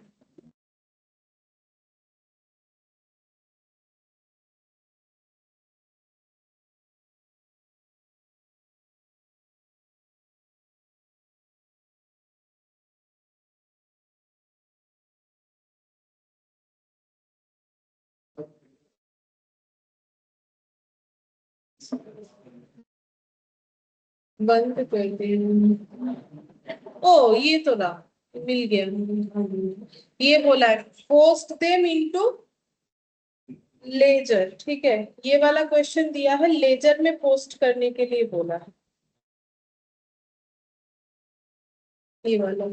तो क्या क्या अकाउंट होगा लेजर पोस्टिंग करेंगे, सेल्स बुक का है तो फिर ये अजंता इलेक्ट्रिक ये इन्होंने सोल्ड टू ये बोला है 5 पीसेस ऑफ ओवन, तो इनका एक अकाउंट होगा। और इलेक्ट्रॉनिक्स प्लाजा इनका भी एक अकाउंट होगा। Haryana traders 5 piece of juicer इनका भी हो जाएगा, सारा ही तो क्रेडिट है, ठीक है।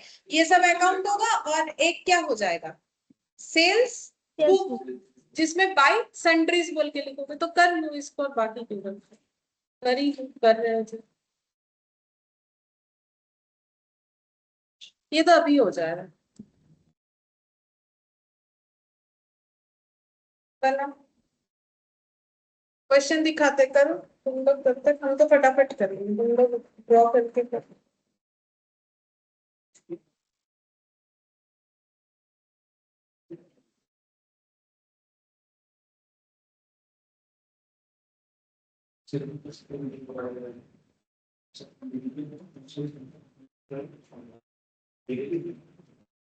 Messrs Ajanta electricals, Ajanta electricals.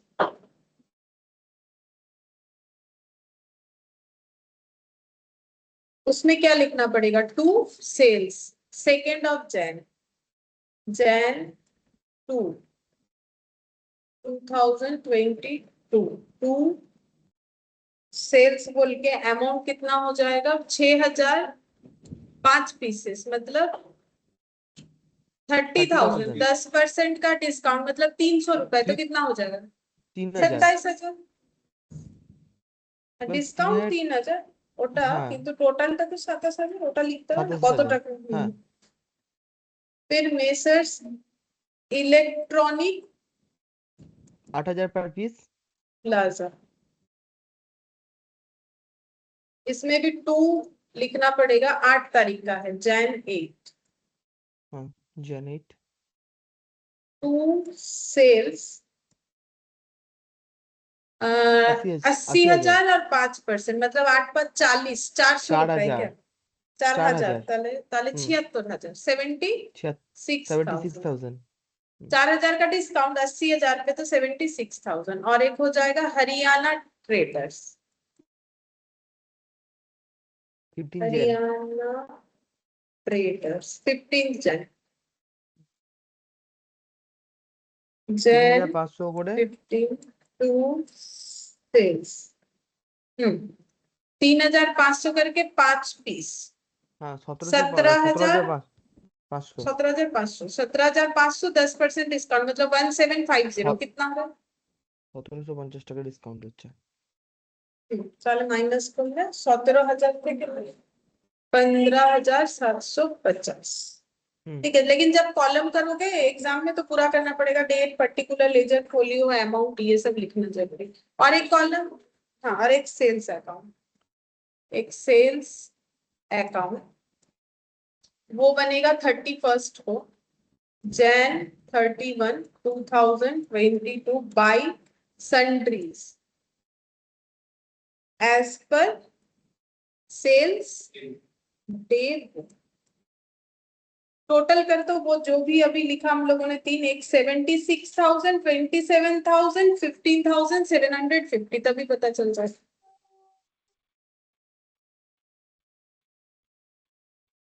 1,18,750 ये रह गया।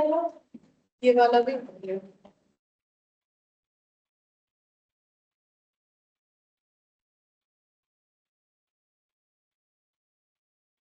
ठीक है, कंप्लीट हो गया।